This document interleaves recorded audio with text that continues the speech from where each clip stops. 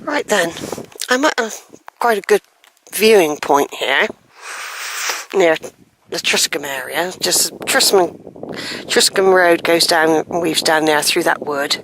There's an avenue of trees that I've been through in the past leading over to Will's Neck, which is right over there, which has a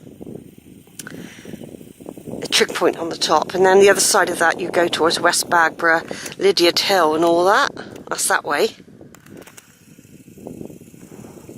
Some cyclists just asked me if they could go through the wood. I said you probably can, but I think it'd be a bit of a hike, but I expect they can do it. They're only young and fit, aren't they? Now there's just one thing I've noticed going this way is and of course I'm going back that way now.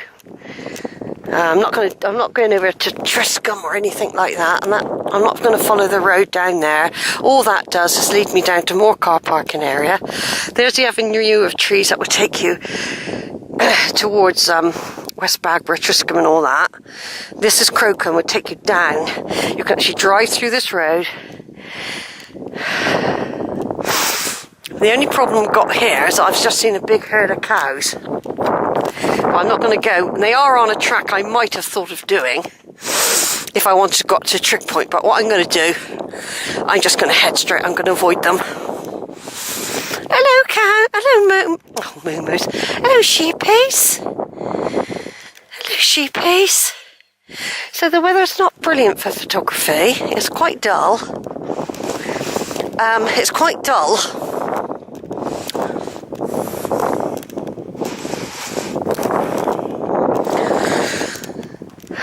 And so it's not brilliant for photos. I'm just doing another video. I've taken some photos up here. Basically, I've now just got a nice wander. I will come back to that hill again. I'm going to approach it from a different route and go up on it. It wasn't very clearly marked that you could go up there. There was no defined path to climb up on it. And it could be that when you're up the top, there wasn't nothing to see anyway. Now there's a herd of cows. They're letting the cows out because of so they can have something to eat.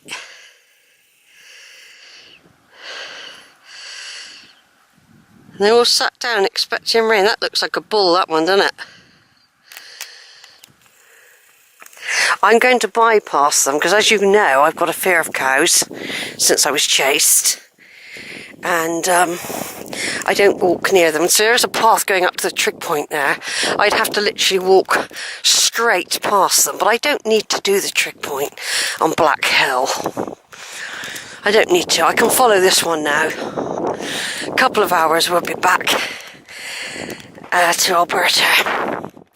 So I'm quite pleased with myself, really, because that was quite strenuous, some of what I had to do earlier. I am 66, don't forget. And I did used to keep fit, but I had been a smoker as well in the past, so smoking does damage your lungs, that's definite. It destroys your alveoli. So that's what I tell the grandkids. I say, it's like I think of those bubble wrap, and then once you've punctured them, that's it. They don't come back. They don't re-inflate.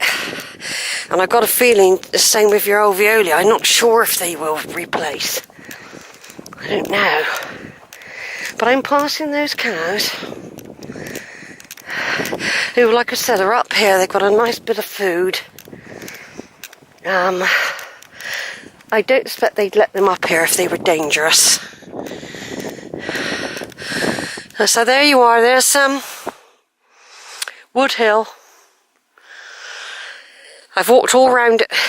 I've walked around it, but I got to a position where I had really good views. Like I was up quite high. I was quite high up it, by the way. I was probably right near the top, and then came down for my circular walk, because I do love my circular walks. I feel very at home here on the Quantocks Hills. I feel I belong to them, you know, because I've come here from childhood, young childhood, loved them as a child, bonded with this place from childhood, although the actual area that we used to be taken to, Holfort Glen, Hodder's Combe, all around there, was quite small really. But that still opened up a world to me. I mean, sometimes we would go a little bit further afield and come up on some of these tracks, but I never came walking all the way over, if you know what I mean. And of course this is an ancient pathway. This is an ancient pathway here. Just two people walking. This is an ancient pathway. I don't know if it's I don't think it's the Macmillan one. That will be over there. So what I'm going to do, because otherwise I'm going to bump into two other people.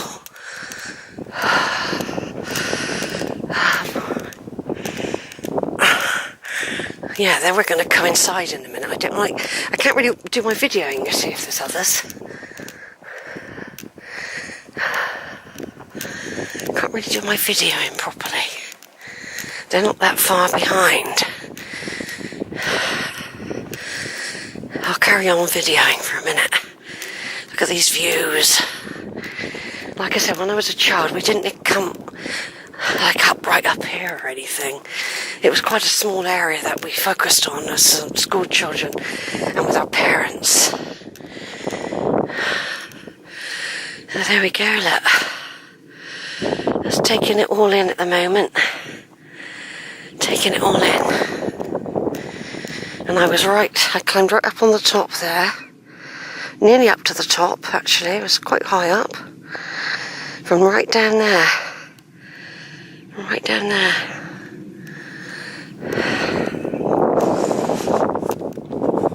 Of course, everything. I think it's been a couple months, or a month, since I was up here, and already I've noticed the ferns have died down. The ferns are turning brown. The heather is either coming out or fading. But look at this old track. You can see it's old. It's embedded in it.